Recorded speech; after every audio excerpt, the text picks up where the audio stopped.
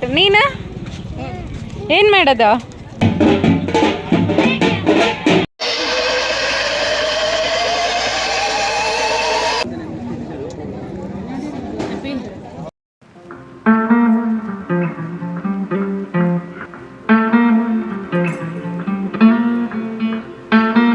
Hi hello friends, welcome back to my channel. ಇವತ್ತಿನ ವಿಡಿಯೋಲಿ ನಾನು ನನ್ನ ಅಜ್ಜಿ ಊರಿಗೆ ಜಾತ್ರೆಗೆ ಹೋಗಿದ್ವಿ. ಆ ವ್ಲಾಗ್ನ ಶೇರ್ ಮಾಡ್ತಾ ಇದ್ದೀನಿ. ಹಾಗೆ ಅಲ್ಲಿ ನೆಕ್ಸ್ಟ್ ಡೇ ನಾನ್ ವೆಜ್ ಕೂಡ ಮಾಡಿದ್ರು. ಆ ನಾನ್ ವೆಜ್ ರೆಸಿಪಿನೂ ಕೂಡ ಶೇರ್ ಮಾಡ್ಕೊಂಡಿದ್ದೀನಿ. ಈ ವಿಡಿಯೋನ ಎಲ್ಲೂ ಸ್ಕಿಪ್ ಮಾಡದೆ ಪೂರ್ತಿಯಾಗಿ ನೋಡಿ. ಇನ್ ಕೇಸ್ ನಿಮ್ಗೇನಾದರೂ ಇಷ್ಟ ಆದರೆ ಪ್ಲೀಸ್ ಲೈಕ್ ಮಾಡಿ ಆ್ಯಂಡ್ ಸಬ್ಸ್ಕ್ರೈಬ್ ಮಾಡಿಕೊಂಡು ನೋಡಿ. ರಾತ್ರಿನೇ ದೇವರಿಗೆ ಮುಹೂರ್ತ ಮಾಡಿಸೋದು ಅಂದರೆ ಏನೇನೋ ಶಾಸ್ತ್ರಗಳೆಲ್ಲ ಇರುತ್ತೆ, ಅದೆಲ್ಲ ಮಾಡಿರ್ತಾರೆ. ನಂತರ ಬೆಳಗ್ಗೆ ರಥೋತ್ಸವ ಇರುತ್ತೆ. ಆಗ ದೇವರನ್ನು ಈ ರಥದಲ್ಲಿ ಕೂರಿಸಿ ರಥೋತ್ಸವ ಮಾಡ್ತಾರೆ.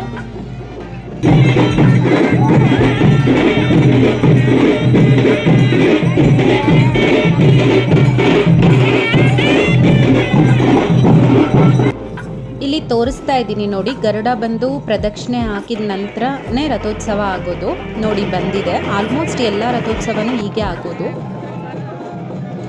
ಇವಾಗ ದೇವರನ್ನ ಕೂರಿಸ್ತಾ ಇದ್ದಾರೆ ನೋಡಿ. ಫಸ್ಟೇ ಕಾಯಿ ಎಲ್ಲ ಒಡೆದು ಪೂಜೆ ಮಾಡಿರ್ತಾರೆ. ನಂತರ ಹೀಗೆ ಬಾಳೆಹಣ್ಣೆಲ್ಲ ತೂರ್ತಾರೆ. ತುಂಬ ಜನ ಎಸಿತಾ ಇರುವಾಗ ಹುಷಾರಾಗಿರಬೇಕು, ಇಲ್ಲಾಂದರೆ ಮೇಲೆಲ್ಲ ಬೀಳುತ್ತೆ.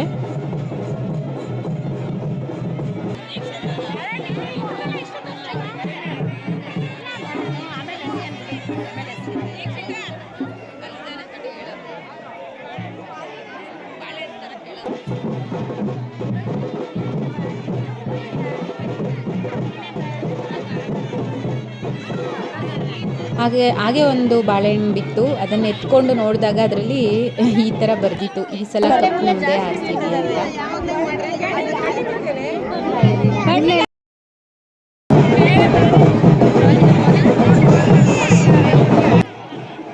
ಇದು ಲಕ್ಷ್ಮೀ ರಂಗನಾಥ ಸ್ವಾಮಿ ಜಾತ್ರೆ ನಡೀತಾ ಇರೋದು. ತುಂಬ ಪವರ್ಫುಲ್ ದೇವರು. ಗುಡ್ಡದ ಮೇಲೆ ಎಲ್ಲ ಉದ್ಭವ ಆಗಿರೋದು. ಇದರದ್ದು ಒಂದು ಕಥೆನೇ ಇದೆ. ನೆಕ್ಸ್ಟ್ ಬೆಟ್ಟಕ್ಕೆ ಹೋದಾಗ ನಾನು ಅದನ್ನು ಶೇರ್ ಮಾಡ್ಕೊಳ್ತೀನಿ ನಿಮಗೆ.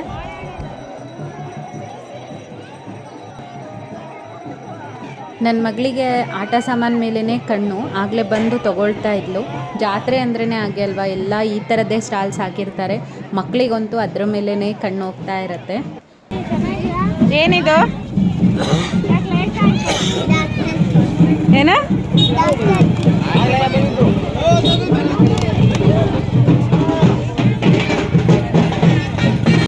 ಎಲ್ರಿಗೂ ಪ್ರಸಾದ ಕೂಡ ಮಾಡಿಸಿರ್ತಾರೆ. ಅದನ್ನು ಫಸ್ಟಿಗೆ ಬಸವಣ್ಣಂಗೆ ತಿನ್ನಿಸ್ಬಿಟ್ಟು ನಂತರ ಎಲ್ರಿಗೂ ಬಡಿಸ್ತಾರೆ. ಅದಕ್ಕೆ ಕರ್ಕೊಂಡು ಹೋಗ್ತಾ ಇದ್ರು. ಅದನ್ನು ಹಾಗೆ ಒಂದು ಕ್ಲಿಪ್ಪಿಂಗ್ನ ತಗೊಂಡೆ.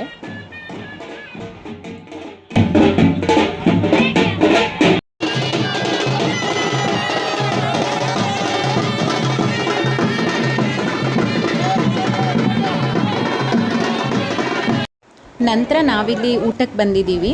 ಊಟ ತುಂಬಾ ಚೆನ್ನಾಗಿತ್ತು. ದೇವಸ್ಥಾನದ ಪ್ರಸಾದ ಅಂದ್ರೇ ಹಾಗೆ ಅಲ್ವಾ, ತುಂಬ ಚೆನ್ನಾಗಿರುತ್ತೆ.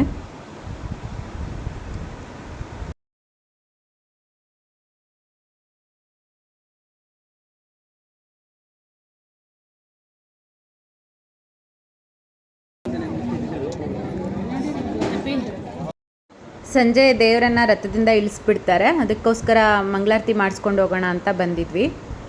ಇಲ್ಲಿ ಕರಿಯಮ್ಮ ದೇವಸ್ಥಾನನೂ ಇದೆ ರಥ ಎಳೆಯೋ ಹತ್ರ. ತುಂಬ ಚೆನ್ನಾಗಿತ್ತು. ಅಲ್ಲೂ ಮಂಗಳಾರತಿ ಮಾಡಿಸ್ಕೊಂಡು ಬಂದ್ವಿ.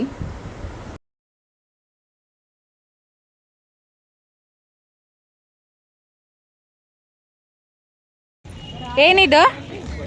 ಏನಿದು? ಏನಿದು? ಏನು ಮಾಡೋದಿದ್ದು?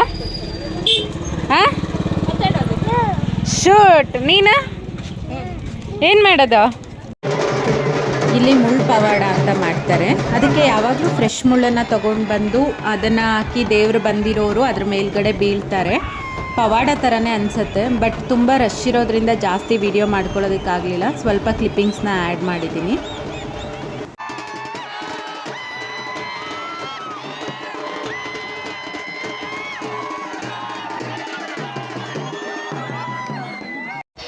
ಮತ್ತು ರಾತ್ರಿ ರೋಡ್ DJ ಕೂಡ ಅರೇಂಜ್ ಮಾಡಿದರು. ತುಂಬ ಚೆನ್ನಾಗಿತ್ತು.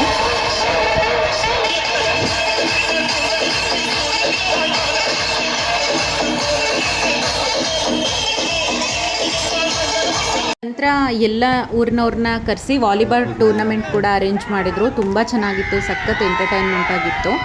ಮತ್ತು ನೆಕ್ಸ್ಟ್ ಡೇ ನಾನು ವ್ಲಾಗ್ನ ಕಂಟಿನ್ಯೂ ಮಾಡ್ತಾಯಿದ್ದೀನಿ. ನಮ್ಮ ಆಂಟಿ ಚಿಕನ್ ಬಿರಿಯಾನಿ ಮಾಡ್ತಾಯಿದ್ರು, ತುಂಬ ಚೆನ್ನಾಗಿರುತ್ತೆ. ಹಾಗಾಗಿ ರೆಸಿಪಿನ ಶೂಟ್ ಮಾಡಿಕೊಂಡೆ. 2ರಿಂದ 2.5 kg ಅಕ್ಕಿ ಬಿರಿಯಾನಿ ಮಾಡ್ತಾಯಿದ್ದಾರೆ.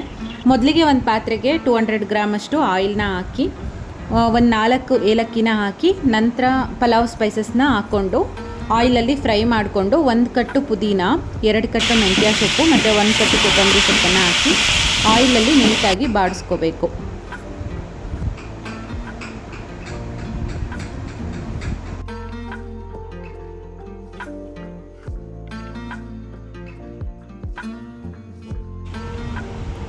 ನಂತರ ಶುಂಠಿ ಪೇಸ್ಟು ಮತ್ತು ಬೆಳ್ಳುಳ್ಳಿ ಪೇಸ್ಟ್ನ 2 ಸೇರಿ 200 ಗ್ರಾಮ್ ಇದೆ. ಶುಂಠಿ ಬೆಳ್ಳುಳ್ಳಿ ಪೇಸ್ಟು ಸ್ವಲ್ಪ ಜಾಸ್ತಿನೇ ಹಾಕಿದ್ರೂ ಪ್ರಾಬ್ಲಮ್ ಇಲ್ಲ, ಟೇಸ್ಟ್ ಚೆನ್ನಾಗಿರುತ್ತೆ.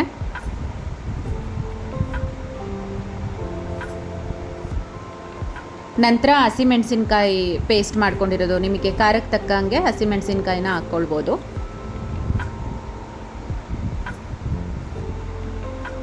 ನಂತರ ಸ್ವಲ್ಪ ಚಕ್ಕೆ ಲವಂಗ ಪೌಡರ್ ಹಾಕಿದ್ದಾರೆ. 1/4 kg ಈರುಳ್ಳಿ ಮತ್ತು 1/4 kg ಟೊಮ್ಯಾಟೊ ಹಾಕಿ ಬಾಡಿಸ್ಕೋಬೇಕು.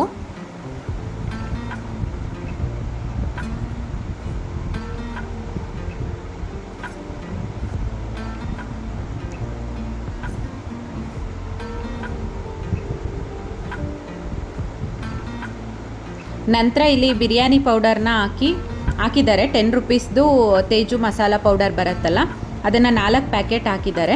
ಈ ಮಸಾಲನೇ ಹಾಕಬೇಕು ಅಂತ ಇಲ್ಲ, ನೀವು ಯಾವುದಾದ್ರೂ ಮಸಾಲ ಹಾಕ್ಕೋಬೋದು. ರುಚಿಗೆ ತಕ್ಕಷ್ಟು ಉಪ್ಪನ್ನು ಆ್ಯಡ್ ಮಾಡ್ಕೊಳ್ಬೇಕು. ಉಪ್ಪು ಹಾಕಿರೋದು ಕ್ಲಿಪ್ಪಿಂಗ್ಗೆ ಮಿಸ್ ಆಗಿದೆ, ಉಪ್ಪನ್ನು ಆ್ಯಡ್ ಮಾಡ್ಕೊಳ್ಳಿ. 2.5 kg ಅಷ್ಟು ಚಿಕನ್ನ ಸೇರಿಸ್ಕೊಂಡಿದ್ದಾರೆ.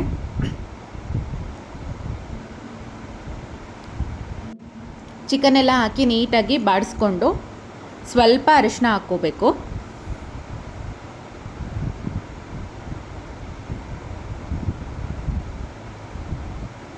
ಇದೆಲ್ಲ ಹಾಕಿ ನೀಟಾಗಿ ಬಾಡಿಸ್ಕೊಳ್ಬೇಕು. ಇದೆಲ್ಲ ಆಯಿಲ್ ಬಿಟ್ಕೊಳ್ಳೋವರೆಗೂ ಬೇಯಿಸ್ಕೊಳ್ಬೇಕು. ಧನಿಯಾ ಪೌಡರ್ ಎಷ್ಟು? 100 ಗ್ರಾಮ್.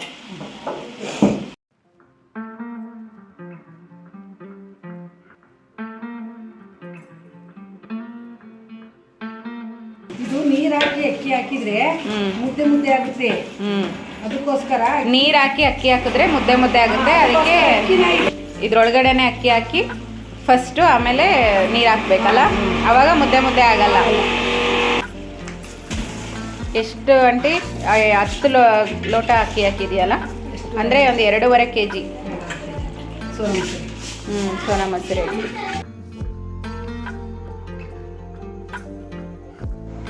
ಅಕ್ಕಿ ಎಲ್ಲ ಹಾಕಿ ನೀಟಾಗಿ ಬಾಡಿಸಿ 5 ಮಿನಿಟ್ಸ್ ಬಿಡಬೇಕು.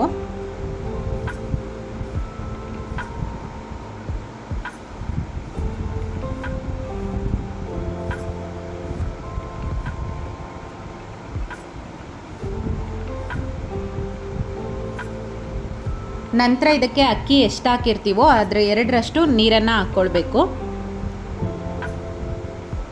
ನೀರನ್ನು ಹಾಕಿ ಅದು ಬೇಯ್ಕೊಳ್ಳೋಕ್ಕೆ ಬಿಟ್ಬಿಟ್ಟು ಪಕ್ಕದಲ್ಲಿ ಹಾಗೆ ಚಿಕನ್ ಗ್ರೇವಿನೂ ಮಾಡ್ತಾಯಿದ್ರು.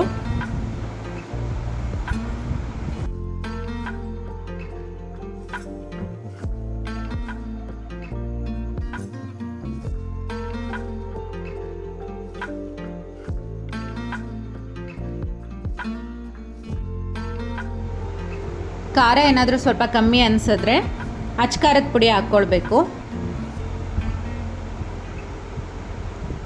ಎಲ್ಲ ಹಾಕಿ ನೀಟಾಗಿ ಮಿಕ್ಸ್ ಮಾಡಿಬಿಟ್ಟು ಕ್ಲೋಸ್ ಮಾಡಿಬಿಟ್ಟು ಬಿಡಿ. ಕ್ಲೋಸ್ ಮಾಡಿಬಿಟ್ಟು ಬಿಡೋದಲ್ವಾ? ಬಿಡೋದು. ಆಮೇಲೆ ತೆಗೆದು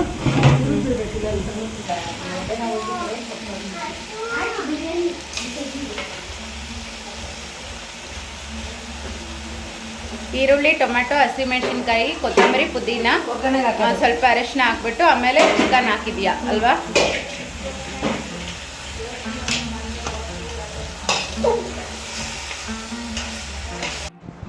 ನಂತರ ಬಿರಿಯಾನಿಗೆ ಒಂದು ಚಿಕ್ಕ ಕಾಯಿನ ತುರಿದ್ಬಿಟ್ಟು ಗ್ರೈಂಡ್ ಮಾಡಿ ಬರೀ ಹಾಲನ್ನು ಹಾಕ್ಕೊಂಡಿದ್ದೀವಿ. ನೀಟಾಗಿ ಮಿಕ್ಸ್ ಮಾಡಿಕೊಳ್ಬೇಕು. ಹಿಡಿಬಾರ್ದು. ಇದಕ್ಕೆ ಏನೇನ ಶುಂಠಿ ಹ್ಮ್. ಬೆಳ್ಳುಳ್ಳಿ ಹಸಿಮೆಣಸಿನ್ಕಾಯಿ ಹ್ಮ್. ಕೊತ್ತಂಬರಿ ಸೊಪ್ಪು ಹ್ಮ್. ಚಕ್ಕೆ ಲವಂಗ ಹ್ಮ್. ಮೆಣಸು ಹ್ಮ್ ಕಾಯಿ ಒಂಚೂರು ಸ್ವಲ್ಪ ಹ್ಮ್. ಬರೀ ಧನಿಯಾ ಹ್ಮ್ ರುಬ್ಬೋದು ಅರಿಶಿನ ಪುಡಿ ಹಾಕಿ ಸರಿ.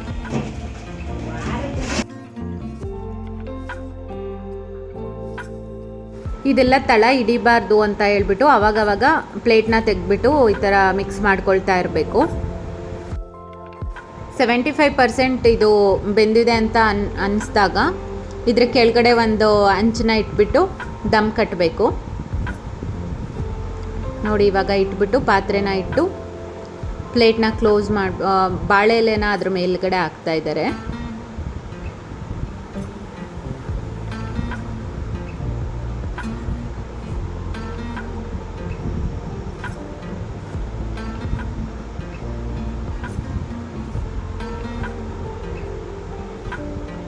ಹಾಕಿ ಪ್ಲೇಟ್ನ ಕ್ಲೋಸ್ ಮಾಡಿ ಮೇಲ್ಗಡೆ ಒಂದು ಯಾವುದಾದ್ರೂ ಭಾರ ಇರೋ ಅಂಥದ್ದು ಪಾತ್ರೆಗೆ ನೀರು ಹಾಕ್ಬಿಟ್ಟು ಇಟ್ಟಿದ್ದಾರೆ. ನೋಡಿ ಇವಾಗ 20 ಮಿನಿಟ್ಸ್ ಆಗಿದೆ, ಎಲ್ಲ ನೀಟಾಗಿ ಮಾಗಿದೆ. ಅದು ಓಪನ್ ಮಾಡ್ತಾ ಇದ್ದಾರೆ.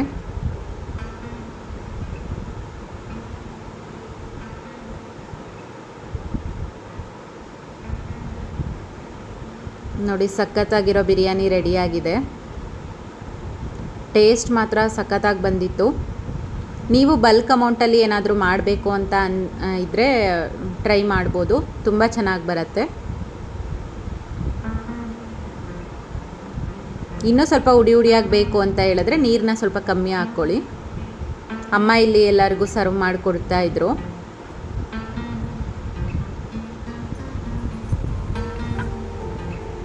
ಇದ್ರ ಜೊತೆ ಚಿಕನ್ ಗ್ರೇವಿ ಅಂತೂ ಸಖತ್ ಕಾಂಬಿನೇಷನ್ ಆಗಿರುತ್ತೆ. ಒಂದ್ಸಲಿ ಟ್ರೈ ಮಾಡಿ ಈ ಥರ.